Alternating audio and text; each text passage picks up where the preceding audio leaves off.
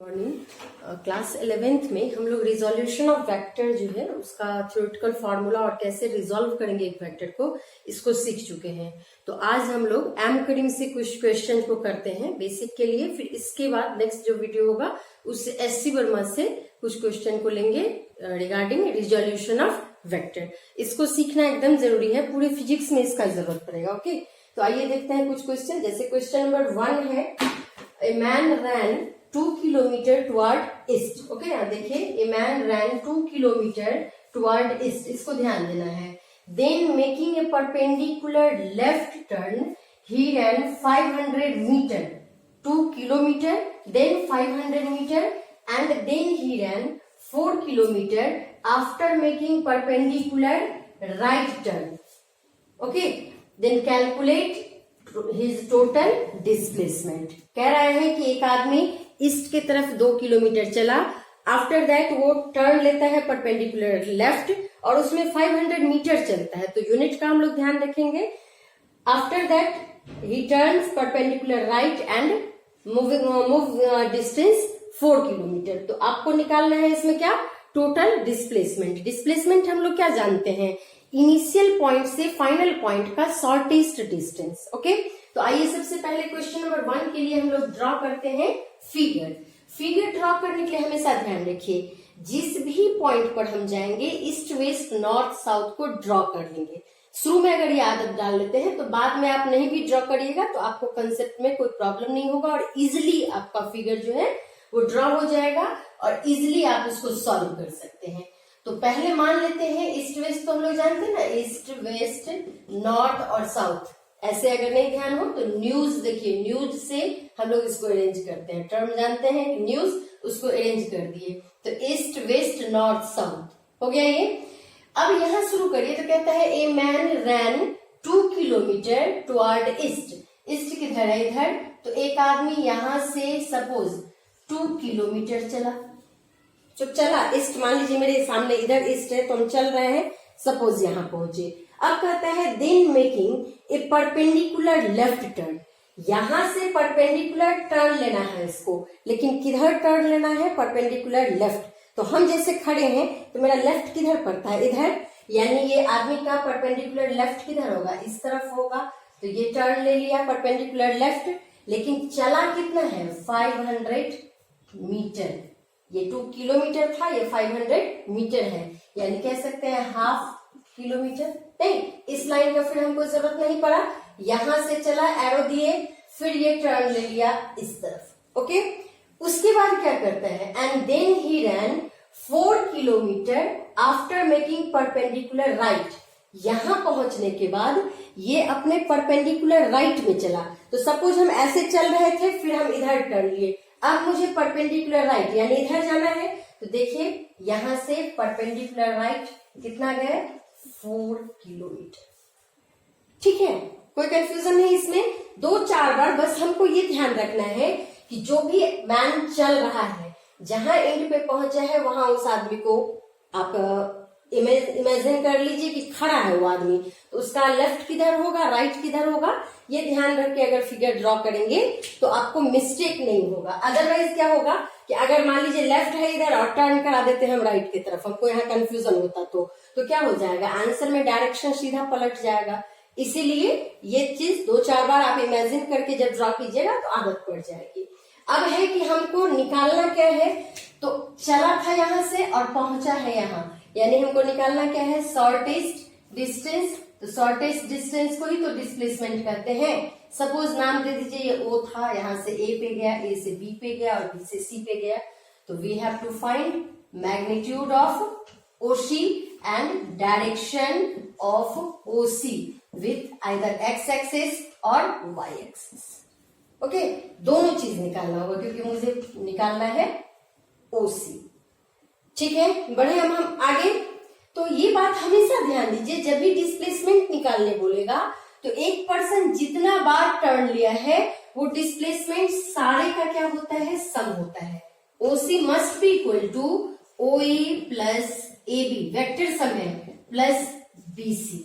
ठीक है, polygon law एक लॉ है जो क्या कहता है कि अगर मान लीजिए आप हेक्सागन या पेंटागन कोई भी बनाते हैं तो इसका जो है सब में वेक्टर डाले हैं, गौर कीजिएगा। तो सारा जो साइड है इसका प्लस इसका प्लस इसका प्लस इसका प्लस इसका सम जो है ये साइड देगा रिवर्स ऑर्डर में। आया कहां से है ये, तो आप सिंपली इसको मिला लीजिए ट्रायंगल लॉ से, ठीक है। इस साइड का प्लस इस साइड का, ये अगर ए है और ये बी है, ये सी है, तो ए प्लस बी ट्रायंगल लॉ कहता है सी के इक्वल होता है। लेकिन ध्यान देना क्या है कि देखिए ये एंटी क्लॉकवाइज चला, ये एंटी क्लॉकवाइज चला, तो इसमें भी ऐसे एरो होना चाहिए था ना, नहीं ऐसे एरो रहेगा तो यहाँ पे माइनस साइन आ जाएगा, ये एरो नहीं, उल्टा ये एरो। दो साइड का एरो एक रेगुलर फैशन में चल रहा है, तो तीसरा साइड जो सम है इस दोनों का, उसका जो एरो होगा वो उसके रिवर्स ऑर्डर में होगा। ओके, तो a plus B is equal to C. अब मान लीजिए यहाँ पे अगर क्या होता, एक साइड और होता, तो इसको आप ऐड करिएगा, तो इस दोनों का सम हो गया है सी। अब ये मान लीजिए रहता डी, और ये अगला ये वाला जो साइड है ये अगर नाम होता ई, तो यहाँ पे सी प्लस डी भी कितना के इक्वल हो जाएगा, ई के इक्वल। किस लॉ से, ट्रायंगल लॉ से। तो सेम वे में अब सी का अगर ये दोनों वैल्यू डाल दें तो मुझे क्या मिलेगा, a plus B plus D is equal to हो गया ई। नहीं, 1 2 3 साइड का समय क्या हो गया, फोर्थ साइड दे रहा है, बस एरो का ध्यान रखना है हम लोगों को, ठीक है।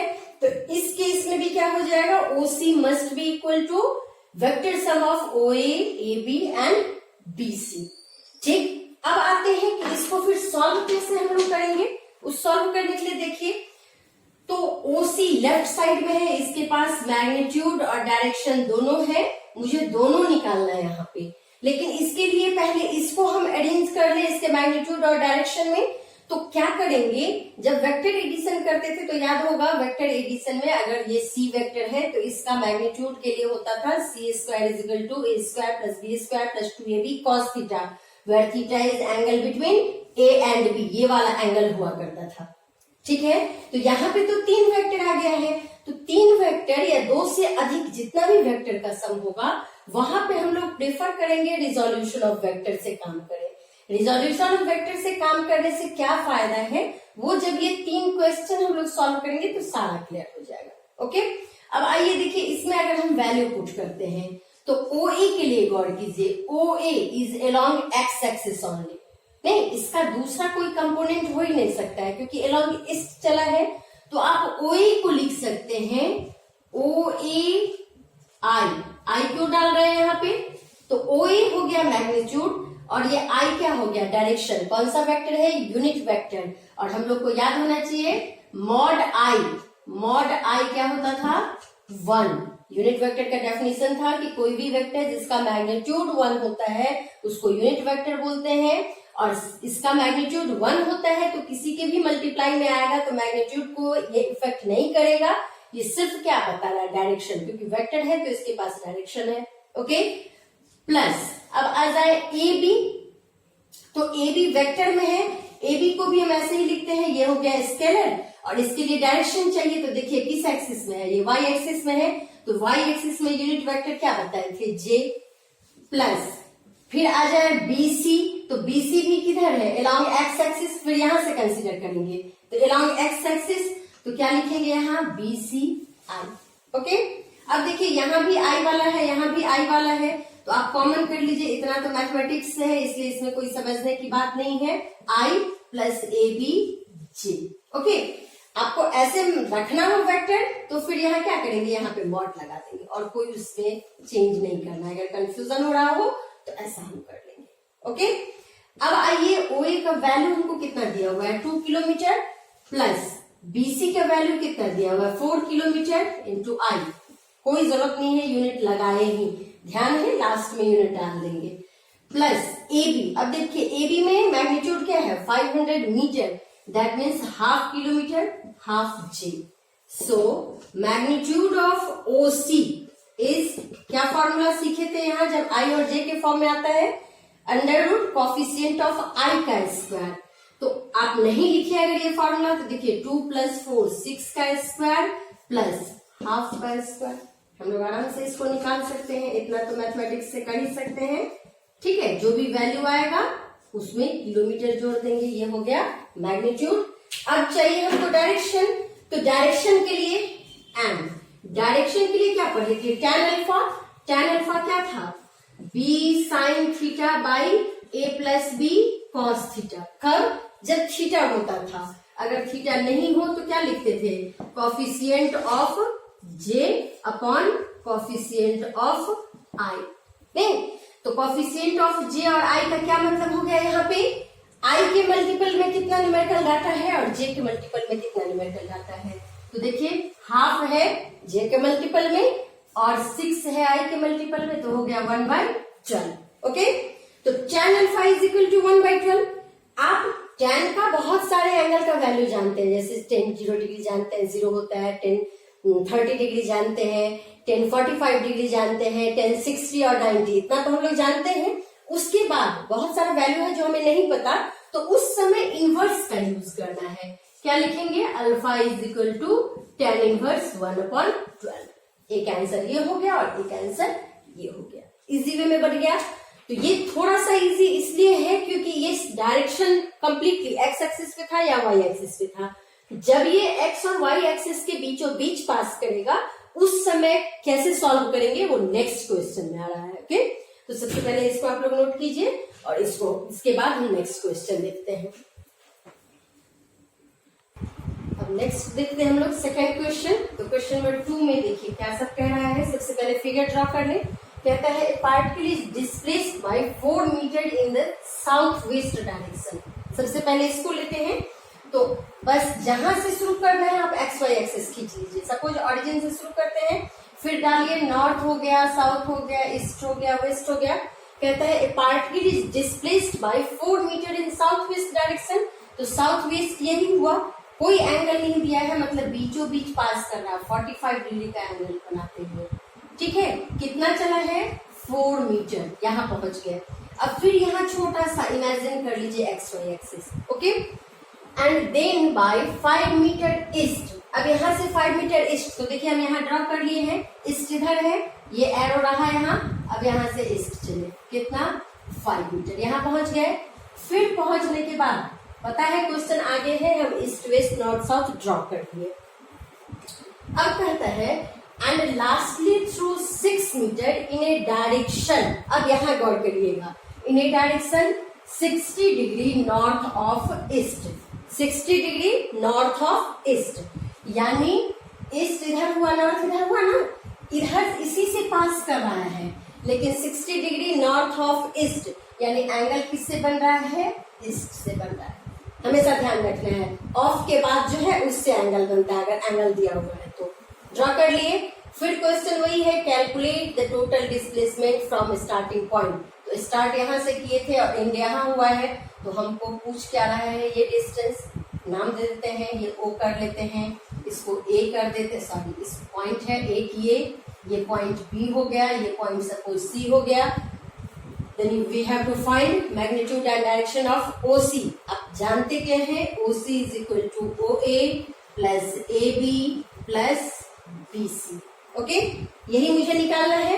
अब देखिए इसमें क्या हुआ है, पिछला जो क्वेश्चन था उसमें सब along एक्सिस चला था, इसमें कुछ जो है वो 2 एक्सिस के बीच से पास किया है। तो पहले सबका हम रिजोल्यूशन कर लेते हैं, या कंपोनेंट ब्रेकिंग कहिए, कंपोनेंट ब्रेकिंग कर लेते हैं और लास्ट में यहाँ डाल देंगे। ठीक है, तो इसको इक्वेशन 1 मान के आप रख लीजिए। अब हम लोग बात करते हैं पहले OA का, OA।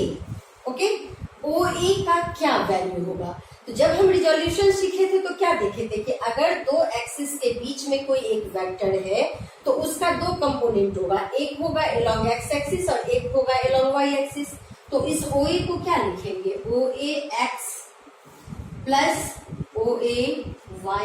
ओके, OA x के लिए देखिए, OA क्या सिखाए थे, जिधर थीटा उधर कॉस। याद कीजिए कंसेप्ट को, अगर ये वेक्टर A है, ये एंगल थीटा है, तो इस वेक्टर A के लिए हमारा AX होता था A cos थीटा और AY होता था A sin थीटा, और इसके लिए रूल लिखाए थे जिधर थीटा उधर कॉस।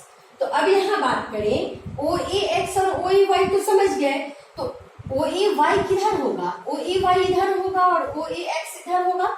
तो इस फिगर में हम OA को दिखा रहे हैं y एक्सिस एक्सिस से एंगल बनाते हुए। आप चाहते तो इसे भी एंगल बना लेते, कोई फर्क नहीं पड़ेगा, क्योंकि आपको पता है sin 45 डिग्री का वैल्यू cos 45 के वैल्यू के बराबर होता है, नहीं तो कोई फर्क उससे नहीं पड़ेगा। आपको इच्छा होता है आप यहाँ भी बना सकते थे, ठीक है। फिलहाल आ जाए इस पे कि ये OAY जो है वो बना रहा है एंगल, y एक्सिस के साथ OA जो है वो एंगल बना रहा है, तो OAY वाले में cos लगेगा और दूसरे पार्ट में क्या लगेगा, sin लगेगा, ठीक है।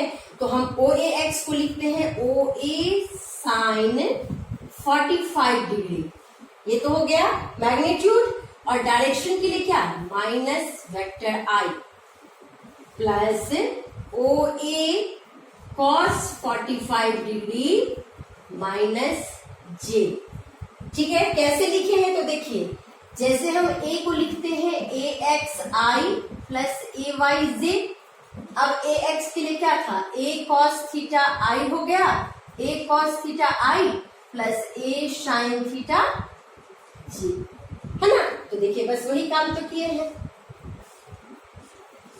नहीं वैल्यू चाहे तो आप पुट कर लीजिए। तो देखिए OA का वैल्यू है 4 और sin 45 होता है 1/√2 और माइनस साइन लगाइएगा तो माइनस यहाँ हो गया I minus 4 into 1/√2 J, cut कीजिएगा, कर सकते हैं, नहीं करिए छोड़ दीजिए, तो आएगा 2√2I माइनस 2√2 J। इसको इक्वेशन सेकेंड मान लीजिए, या फिर यहाँ इसको A मान लीजिए, इसको इक्वेशन फर्स्ट कर लेंगे, ठीक है। अब आ जाइए सेम वे में AB, तो AB तो बस x एक्सिस के अलोंग है, तो डायरेक्ट हो जाएगा ABI, नहीं और ABI होगा तो वैल्यू है 5 मीटर, तो इसको 5I कर लेते हैं, इसको इक्वेशन सेकेंड कर लेते हैं। एंड अब आते हैं BC, तो BC के लिए भी दो कंपोनेंट, एक होगा BCX, एक होगा BCY, क्या ठीक है इतना। अब BCX के लिए देखिए, यहाँ पे x एक्सिस से एंगल बना रहा है ना, तो क्या लिखेंगे, BC cos 60 degree I plus BC sin 60 degree J।